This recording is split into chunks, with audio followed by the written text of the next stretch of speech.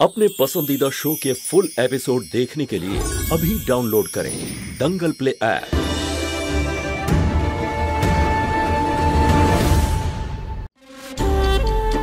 আর কাকিমা আপনি এটাই ভয় পাচ্ছেন তো যে রাধে বাবুর উত্তরাধিকারী কিচ্ছু পাবে না? তাহলে ঠিক আছে, আমি সিদ্ধান্ত নিচ্ছি, ছোট বাবুর আর আমার কিচ্ছু চাই না, কোনো অধিকার চাই না, সবকিছু রাধে বাবুর সন্তানেরই হবে, ওই এই পরিবারের উত্তরাধিকারী হবে। আরে এই মাওয়া চুপ! আরে তুই কে রে সিদ্ধান্ত নেওয়ার ব্যাপারে? এই সব কিছুই তোর জন্য হয়েছে। আরে শম্ভু বোঝাই বোকাটাকে, ও কি বলে যাচ্ছে।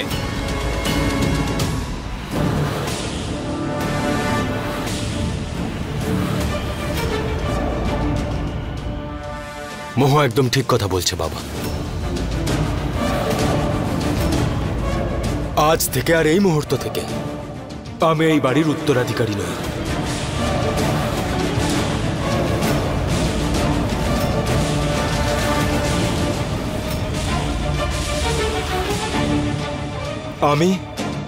আমি আমার গদি ত্যাগ করলাম।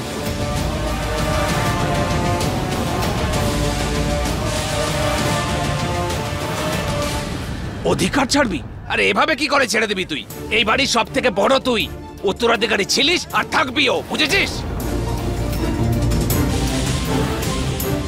আরে কি না কি করেছি আমি এই বাড়িকে উত্তরাধিকারী দেওয়ার জন্য? তোর মা কত কিছু সমস্যা হয়েছে। না সম্ভব না, এবার তোকে আমার কথা শুনতেই হবে। ব্যাস এবার থামো বাবা, তুমি যা করেছো তোমার ইচ্ছেই করেছো, কেউ তোমাকে জোর জবরদস্তি কিচ্ছু করায়নি। বাবা, আমি আর রাধে একে অপরকে কখনো আলাদা করে দেখিনি। তুমি করেছো আর এই পরিবারের সবাই আলাদা করেছে, আমরা করিনি। আর না তো আমাদের সন্তানদের কোনোদিন আলাদা করবো।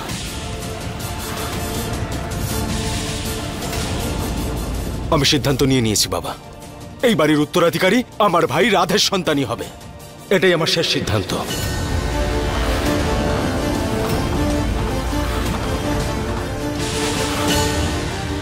হ্যাঁ শ্বশুর মশাই, রাজি হয়ে যান না, দেখুন একটাই তো পরিবার, কি যায় আসে। এই চুপ! এই সব কিছু তোমার জন্য হয়েছে। মা তো উত্তরাধিকারী চেয়েছিলেন না, কোথায় গেলে উত্তরাধিকারী? নিজের স্ত্রী ধর্ম তো পালন করতে পারলো না, চলে এসছে আমাকে জ্ঞান দিতে। থামো এবার, তুমি রাগের মাথায় রয়েছো সেটা বুঝতে পারছি আমি, কিন্তু তোমার রাগ মহুয়ার ওপর দেখানোর কোনো প্রয়োজন নেই। তুমি তোমার যা বলো সেটা আমাকে বলো, কিন্তু আমি আমার সিদ্ধান্ত সবাইকে বলে দিয়েছি।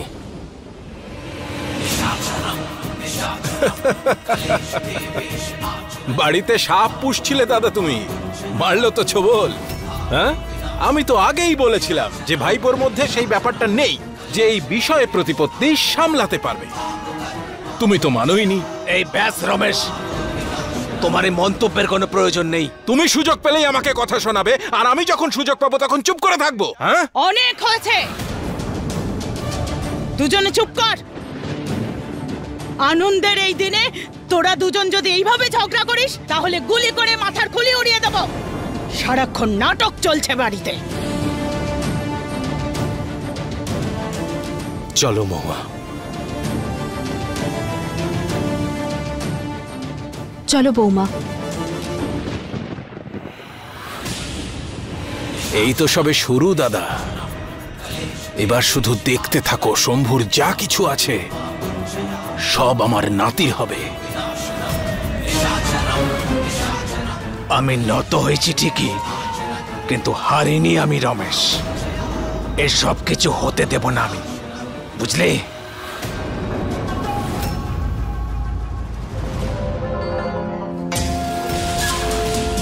প্ল্যানটা কাজ করেছে, এখন সব প্রপার্টি আর সম্পত্তি আমাদের।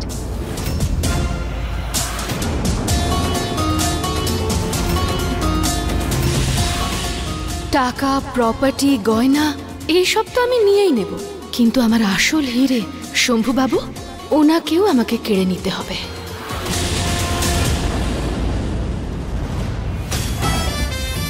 এই বোতামটাও এখনই ভাঙতে হলো, এবার এটা কি করব? আরে এত স্ট্রেস কেন নিচ্ছেন আপনি? আমি আছি তো, আমি এইভাবেই নিমেষেই এটা সেলাই করে দিচ্ছি। হ্যাঁ, একটু তাড়াতাড়ি করো। হ্যাঁ হ্যাঁ, আসি। এই যে একটু দাঁড়ান, 1 মিনিটেই হয়ে যাবে, ব্যাস।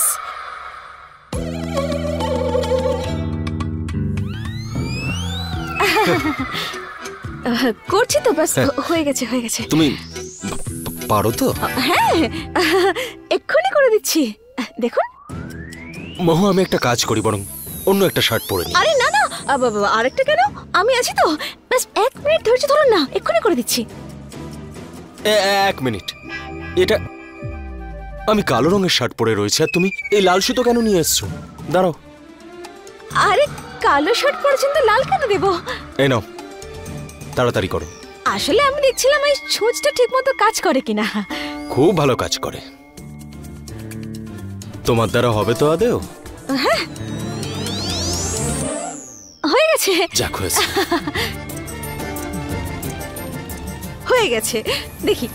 1 মিনিট। কি করছো তুমি? কোথায় সেলাই করছো? বোতাম করবে তো? তাহলে বোতামটা তো ধরো। নাও, বোতামটা ধরো, তারপর সেলাই করো। হ্যাঁ, তাই তো করছিলাম। আচ্ছা, খুঁজছিলাম। কি করছো কি মহুয়া? আস্তে। সরি করছি। বাবা ক্ষমা করবেন, আসলে আমি না। কোনো ব্যাপার নয়, সেলাই করো। আর হবে না, এরকম কিছু হবে না।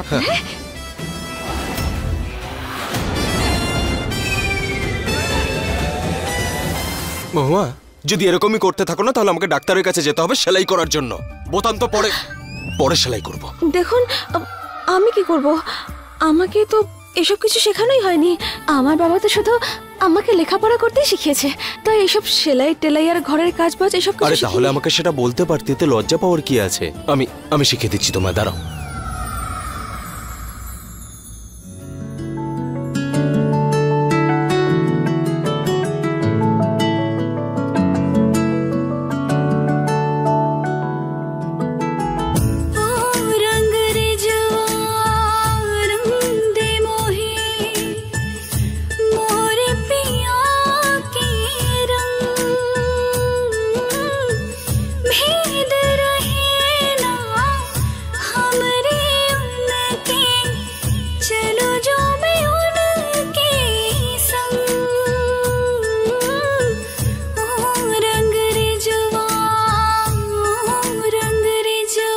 बिन बोले सुन लेता हूँ तुम जो ना कहते हो, दिल की तरह तुम मेरे सीने में रहते हो।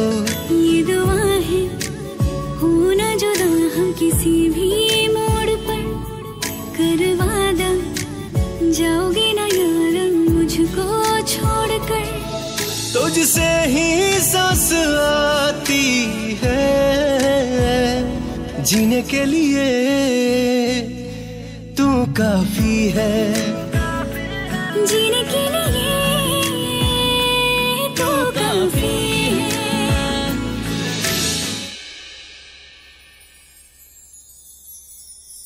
আরে মহুয়া, আমার কাজের জন্য অনেক দেরি হয়ে যাচ্ছে, সন্ধ্যাবেলা ফিরবো, ঠিক আছে? এখন আসছি।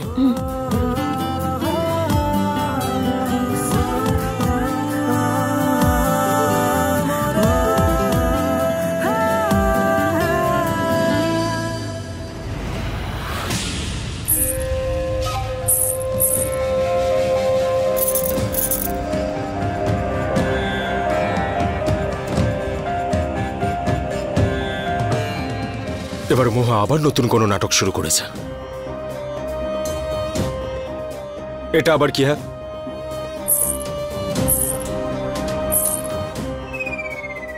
কি করছোটা কি মহা? আমরা রুমে রয়েছি নাকি? আরে এসব কি করছো?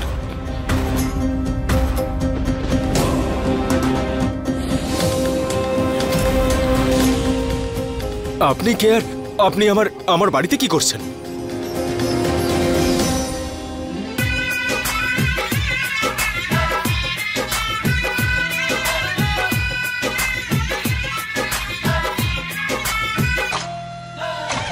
इश्क के सवाद पर जी दिल का झोंका मार के आई हूँ परोसन सैया, तीखी मिर्च डाल के चखने की तरह चख ले बाबू, होठों से अपने साट ले सैया रे सैया रे सैया रे, चांदी काट ले सैया रे सैया रे सैया रे सैया रे सैया रे, चांदी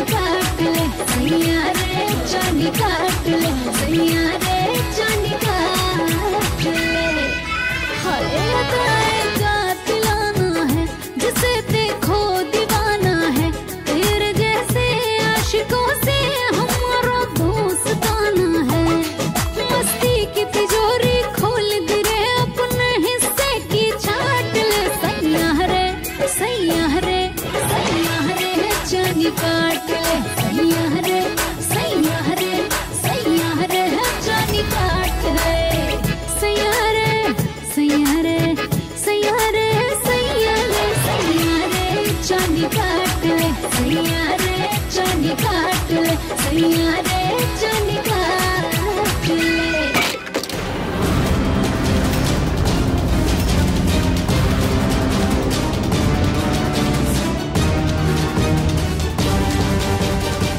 স্বামী উনি আমার।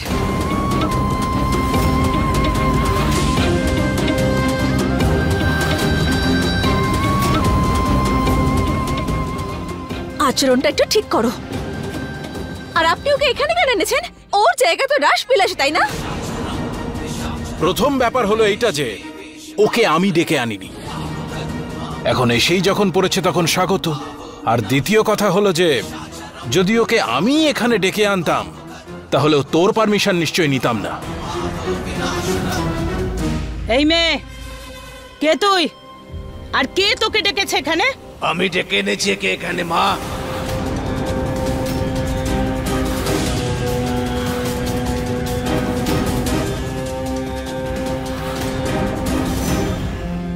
তুমি কেন?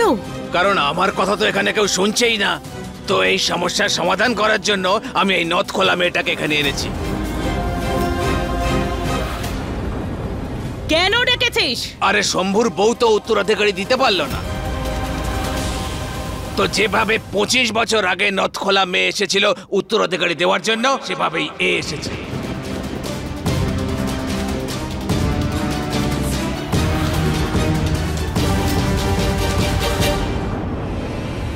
এটা ঠিক করেছো দাদা। হ্যাঁ, শম্ভুর মা নথখোলা মেয়ে মানুষ, বউও সেই একই দলের, এখন সন্তানও নথখোলা মেয়ে মানুষের গর্ভেই আসবে।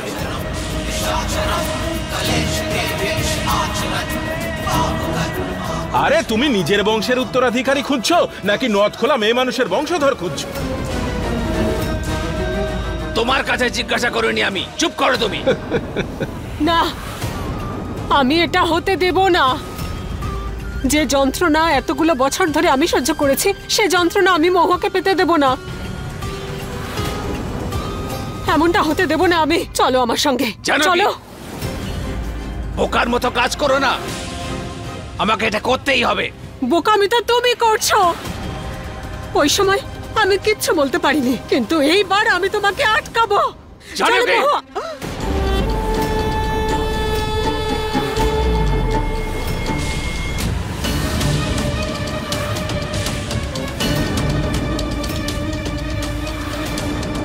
তোর এত বড় সাহস! আরে নিজের সংসার তো সামলাতে পারলি না, আর আমাদের স্বামী স্ত্রীর মধ্যে আসছিস। আর আপনি ওকে যে আমার আর ছোট বাবুর মাঝে এনেছেন, তার কি হবে? বিয়ে 7 জন্মের সম্পর্ক হয়, আর সন্তান ভগবানের ইচ্ছেতে হয়। আপনি ভগবান হতে যাবেন না। শুধু মহিলাদের সম্মান করুন, নয়তো শিব ঠাকুর আপনাকে শাস্তি দেবে। শম্ভু, আরে সামলা তোর বউকে, না হলে আমি এর ব্যবস্থা করব। কিচ্ছু বোঝানোর প্রয়োজন নেই বাবা। মহুয়া যা বলছে ঠিক বলছে, আর যা করছে সেটাও ঠিক করছে। মহুয়া? তোমার নাম মহুয়া? হ্যাঁ মহুয়া, তাতে তোর সমস্যা কোথায়? তুমি কি সেই মহুয়া যে পড়াশোনায় খুব ভালো? সোশ্যাল দিদি বলেছে আমাকে তোমার কথা। সোশ্যাল দিদি? তুমি সোশ্যাল দিদিকে কি করে চিনলে? উনি তো আমাদের প্রত্যেক সপ্তাহে পড়াতে আসেন, আর তুমিই তো এক্সামে টপ করেছো।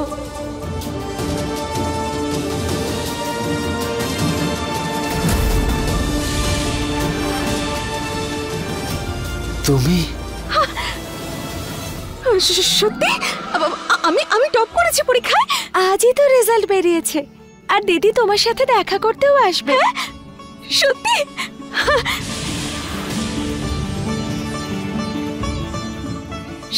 কংগ্রেচুলেশন মহুয়া, তোমার স্বপ্ন পূরণ হয়ে গেছে। যেটা চেয়েছিলে সেটা হয়েছে, টপ করেছো তুমি।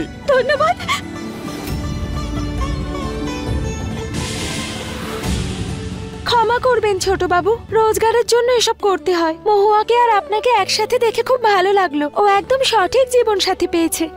আসছি।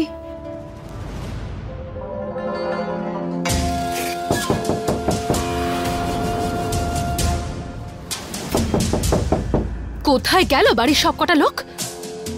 এই অবস্থাতেও আমাকেই দরজা খুলতে হবে নাকি? পুরবি, মহুয়া আছে বাড়িতে? না, ও তো নেই বাড়িতে। বলুন না কি কাজ আছে? আসলে আমি ওর রেজাল্ট এনেছি। ও পুরো জেলায় টপ করেছে আর গোটা দেশে বায়োলজিতে 3য় স্থান পেয়েছে। এই জন্যই ওকে আমি শুভেচ্ছা জানাতে এসেছি। আচ্ছা আমাকে দিন না, আমি মহুয়াকে ঠিক দিয়ে দেব। ঠিক আছে, ওকে বলো যে ও যেন দেখা করে আমার সাথে। এর পরের পড়াশোনার ব্যাপারে কথা আছে। আচ্ছা।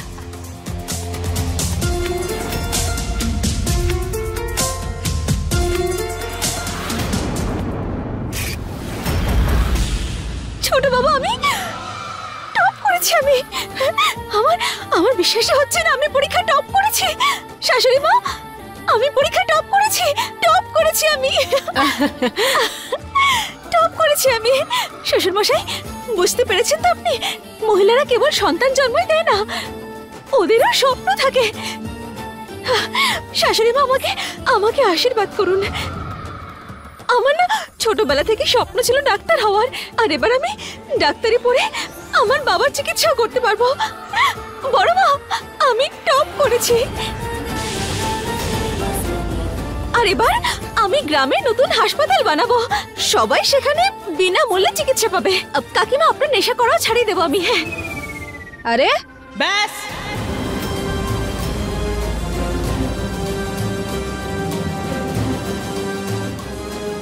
পড়াশোনা করবি তুই? ডাক্তার হবি? হ্যাঁ বড় মা। যা গিয়ে বইগুলো নিয়ে আয়। হ্যাঁ, এক্ষুনি আনছি।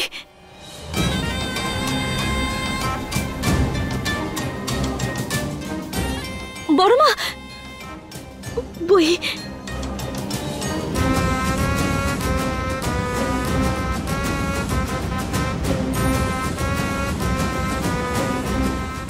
ওম প্রকাশ, তেল নিয়ে আয়।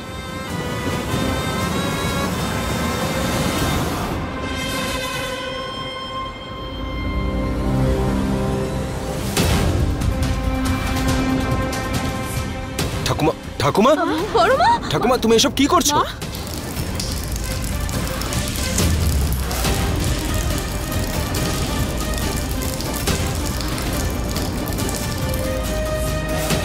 ঠাকুমা, ব্যাস, কাছে আসবি না। দাঁড়ান না।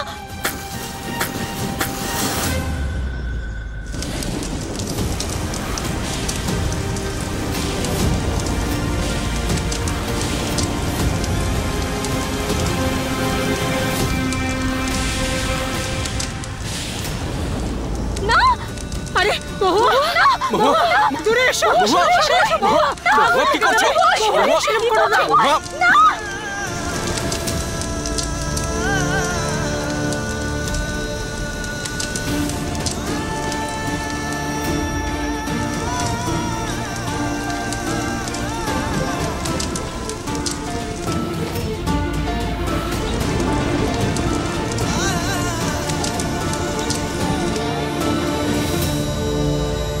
শাশুড়ি মা, আমার বই।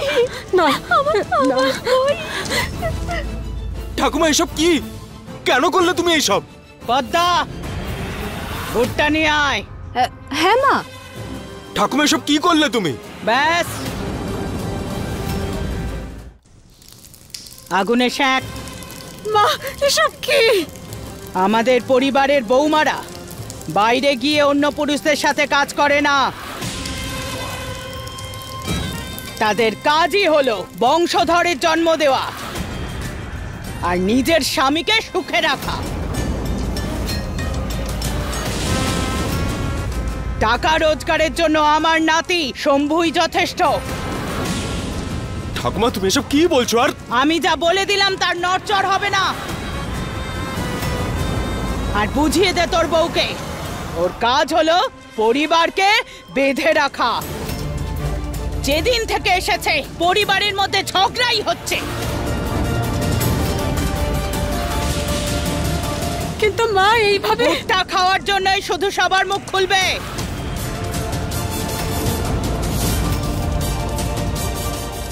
আমি যা বলে দিয়েছি তার নড়চড় হবে না।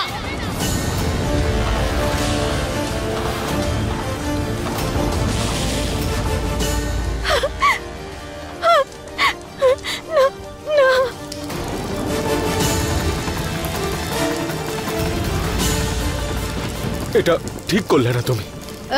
মা, ভুট্টা পোড়ানো হয়ে গেছে। বাহ, আমাকে তো কিছু করতেই হলো না। ঠাকুমা তো মহুয়ার স্বপ্নটা এমনিই ভেঙে দিলেন।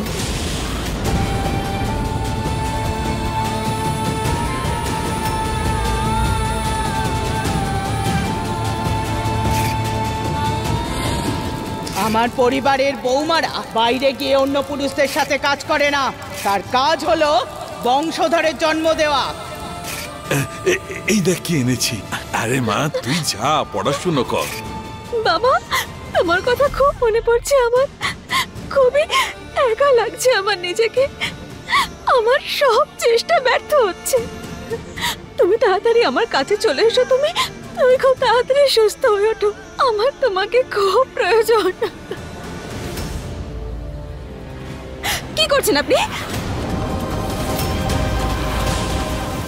আমি জাস্ট দূরে থাকুন আমার থেকে।